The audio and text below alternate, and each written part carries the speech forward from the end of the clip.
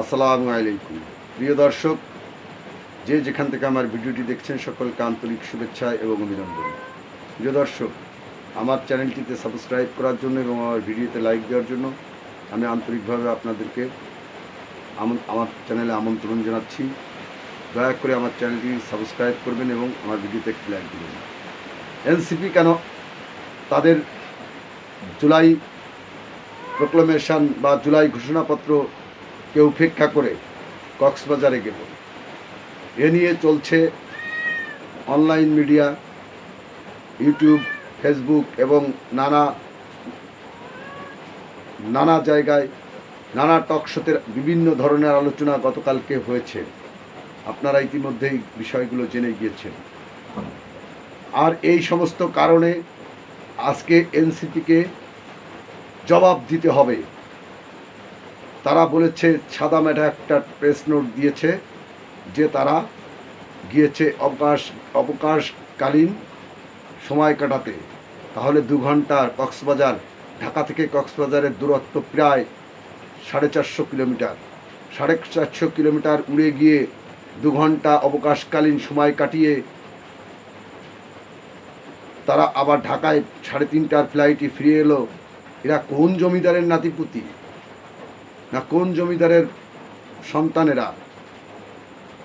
আমার তো মনে হয় বসুন্ধরা গ্রুপের যিনি চেয়ারম্যান আছেন তানভীর, ওই যমুনা গ্রুপের চেয়ারম্যান সালমা ইসলাম, এরাও 2 ঘন্টার জন্য অবকাশকালীন সময় এভাবে তারা কাটাতে যায় না।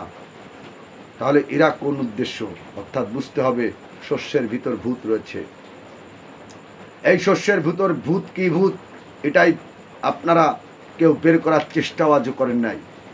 এরা যখন দেখলো ডক্টর মোহাম্মদ ইউনূস নির্বাচনের তারিখ ঘোষণা করতেই হবে, তখন তারা তাদের বাপের পায়ে ঠুস হতে বা তার ভগবানের পায়ে ঠুস হওয়ার জন্য তারা ক্ষমতায় থাকার জন্য একটা পরিকল্পনা সারতে গিয়েছে কক্সবাজারে এই অবকাশকালীন যাত্রায়। এটা বুঝতে যদি আপনাদের কোনো কষ্ট হয় তাহলে বুঝবো আমার আর কিছু বলার নাই। রাইট ট্র্যাকে ফিরে আসতে হবে, একথা বারবার আমি বলেছি। রাজনীতির মাঠে ময়দানে চষতে গেলে তাদেরকে সততা, তাদের নিষ্ঠা, তাদের জুলাই যে ভালোবাসা, এটা বহিঃপ্রকাশ ঘটাতে হবে।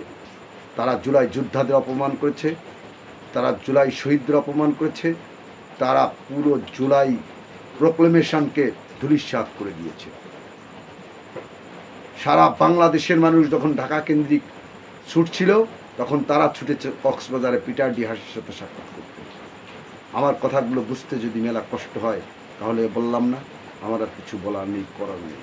প্রিয় দর্শক, এই সংক্ষিপ্ত ছোট্ট ভিডিওটি যদি আপনারা না বুঝে থাকেন, আমার চ্যানেলটি সাবস্ক্রাইব করবেন। পরবর্তী ভিডিও পাওয়ার জন্য আমার ভিডিওতে একটি লাইক দিন। আল্লাহ হাফেজ।